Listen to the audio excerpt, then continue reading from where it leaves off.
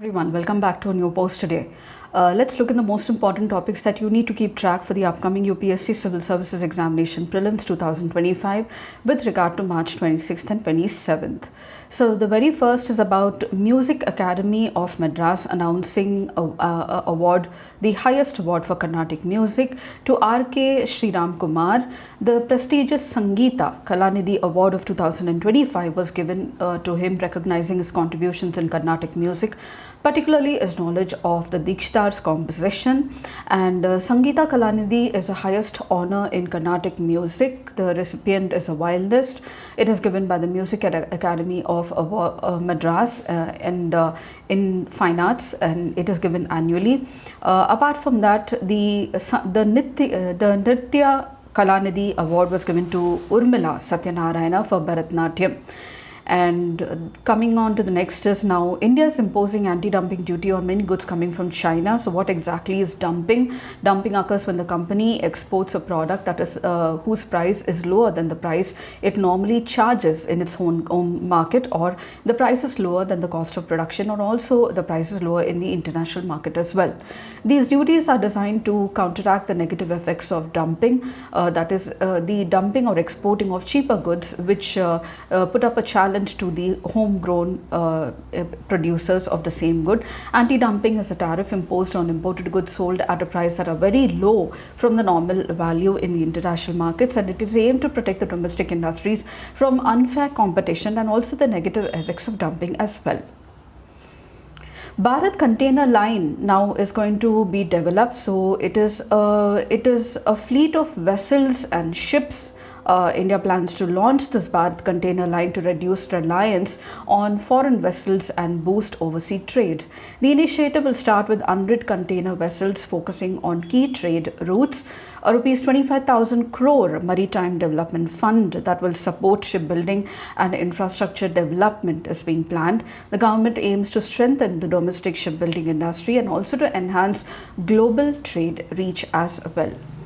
World TB Day is celebrated on March 24th. This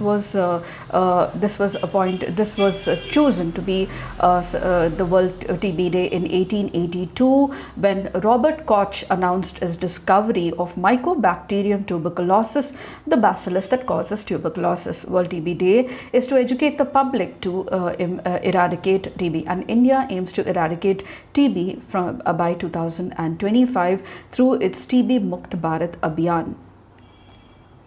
Now, the next is about NJAC, the National Judicial Accountability Commission. Now, this was come up in news after the discovery of unaccountable cash from a Delhi High Court judge's residence, and therefore the MP spoke to the chairman of Rajya Sabha to revive the discussion on increasing the accountability in judiciary and also participation of the executive in the appointment of the judges of the Supreme Court and High Court through the National Judicial Appointments Commission.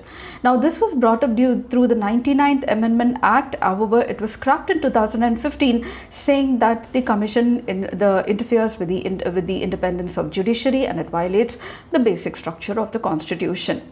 The judges are appointed by a collegium system that was evolved in 3 cases, or called as 3 judges cases, during 1993, and the appointment is mentioned in Article 124 and 217.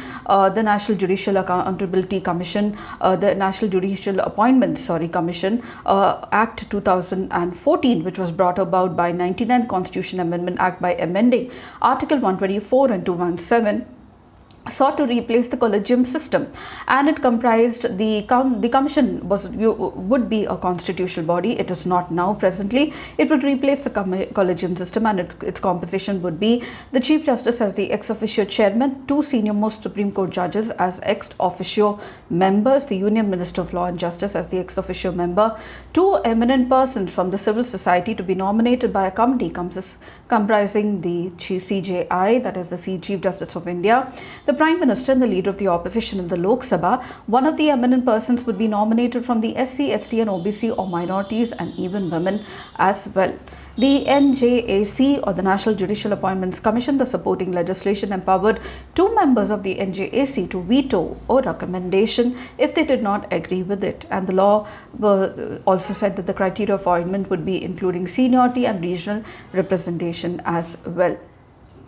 Now, the salaries of MPs have been increased. MPs, that is the members of the Rajya Sabha and Lok Sabha, to 24%. Now they will be drawing 1.24 lakh. They have a statutory support to salaries, allowances, pensions of members of Parliament Act 1954. Now, until 2018, the Parliament had the power, through the Finance Act 2018, Parliament amended the salaries, allowances, pensions, members of Parliament Act 1954 to increase the salary, daily allowance and the pension of every member every 5 years on the basis of the cost inflation index. Way back in 1954, the salaries of the MPs were only 300 rupees and a daily allowance of only 50 rupees 20 was given during the session.